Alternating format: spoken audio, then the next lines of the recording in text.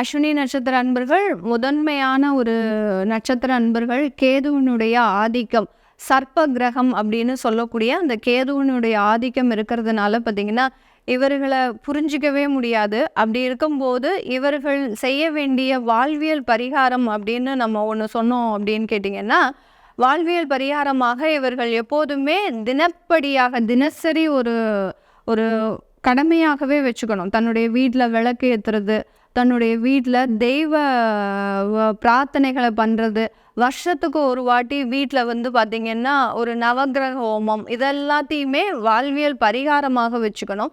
அதே மாதிரி கோயிலுக்கு எந்த கோயிலுக்கு போனால் இவர்களுக்கு அதிகப்படியாக நன்மைகள் நடக்கும் அப்படின்னு கேட்டிங்கன்னா, ஆஞ்சநேயர் வழிபாடு பண்ணலாம். நீங்கள் ஆஞ்சநேயர் வழிபாடுனா நாமக்கலுக்கு தான் போகணுன்ற அவசியம் இல்லை.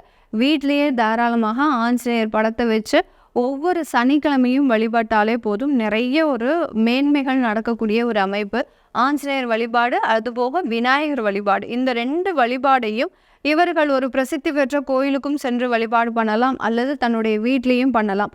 கோயிலுக்கு போகும்போது 5 தீபம் ஏற்றி வழிபாடு பண்ணணும். 5 தீபம் ஏற்றும் போது நிறைய ஒரு கர்மாக்களோடு இவங்க பிறந்திருப்பாங்க. நான் முதல்லயே சொன்ன மாதிரி அந்த முன்னோர்களின் ஆசீர்வாதம் அப்படின்னு இருக்கும். அதே மாதிரி முன்னோர்களினுடைய ஏக்கங்களும் இருக்கும். அவங்க ஏதாவது ஒரு ஒரு விஷயத்துல பாதிக்கப்பட்டு இறந்துருந்தாங்க அப்படின்னா அதே தாக்கத்தோடு இவங்களும் பிறந்திருப்பாங்க.